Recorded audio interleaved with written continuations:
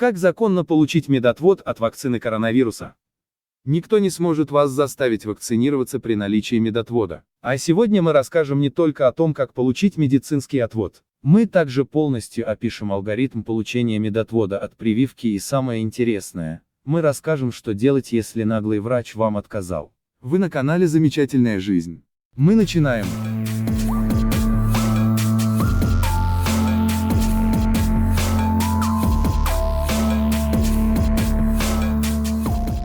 Огромный слой населения нашей дорогой Родины обеспокоен необходимостью делать вакцинацию против коронавируса. Игнорируя то, что вакцинация – это добровольное решение гражданина, людей все равно под разными предлогами вынуждают делать прививки. Но ведь есть и важные противопоказания. Вот мы и рассмотрим, в каком случае признается справедливым медотвод от вакцинации против коронавируса.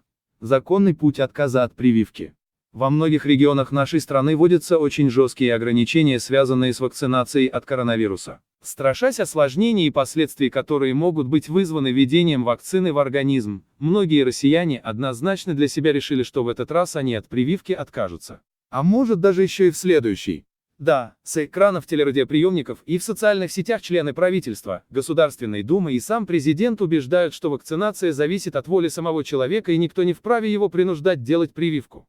Однако повсеместно главы местных организаций издают указы об отстранении от работы непривитых работников, которые почему-то каким-то образом создают угрозу заражения коронавирусом тех, кто эту вакцинацию уже прошел, а также для уже переболевших этим серьезным заболеванием. Народ банально, просто чтобы не остаться без средств к существованию, вынужден делать прививки. И в этой плачевной ситуации остается только один законный способ не прививаться – получить медицинский отвод. Всем известно, что любой препарат имеет побочное действие и противопоказания к его применению. То же самое и в отношении вакцины. Работники Министерства здравоохранения составили и утвердили реестр противопоказаний для вакцинации. Если вы действительно имеете противопоказания, указанные в этом реестре, то вам необходимо обратиться в медучреждение за выдачей вам соответствующей справки. Суть медотвода от прививки. Каждый медицинский препарат, прежде чем запускается в массовое производство, проходит клинические испытания. Такие же испытания прошла и вакцина. В инструкции к ней указаны возможные реакции на нее, а также перечень противопоказаний ее ведения. По сути, если вам выдадут документ о медицинском отводе, то это будет являться законным основанием об отказе от прививки, поэтому работодатели не имеют права отстранять от работы сотрудников без сертификата о вакцинации, если этот сотрудник имеет утвержденную справку о медотводе. Итак, реестр противопоказаний к вакцинации.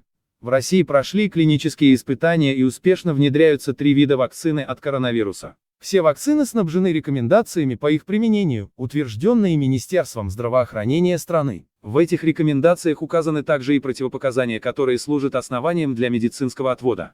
А именно, повышенная чувствительность организма к одному из компонентов, входящих в состав вакцины, проявление тяжелых аллергических реакций, наличие острых инфекционных и других заболеваний, хронические заболевания в стадии обострения, беременность и период лактации, возрастные ограничения, до 18 лет вакцинация не проводится. Если у вас имеется хотя бы одно из перечисленных противопоказаний, то врач обязан выдать вам отвод от прохождения вакцинации. В этих же рекомендациях указаны и противопоказания от повторного ввода вакцины. 1. Анафилактический шок, вызванный первой вакциной. 2. Тяжелое протекание аллергических реакций на компоненты вакцины. 3. Судороги. 4. Значительное повышение температуры тела, выше 40 градусов. Обращение пациента к врачу с подобными симптомами после первого этапа прививки дает ему право на получение медицинского отвода. Алгоритм получения медицинского отвода от прививки. Гражданину, пришедшему добровольно на прививку от коронавируса, всегда предлагается заполнить анкету, где он обязан указать все известные ему противопоказания от вакцинации. Врач прививочного кабинета обязан проверить указанную в анкете информацию, и если указаны серьезные противопоказания, то пациент направляется на дополнительное обследование. Ему просто никто не имеет права в такой ситуации выдать направление на прививку. В некоторых регионах страны введена обязательная вакцинация для работников сферы образования, общественного питания, продавцов торговых точек, магазинов и прочих категорий граждан. В таких случаях медотвод оформляется врачом. В справке четко указывается причина, по которой работнику противопоказана вакцинация. Работодатели неправомочно игнорировать такие документы.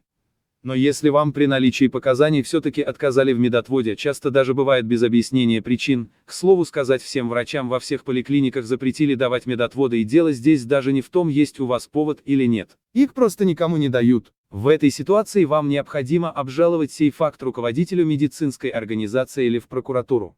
Поймите правильно, вам нужна бумага, и при этих рекомендованных действиях эта бумага у вас будет.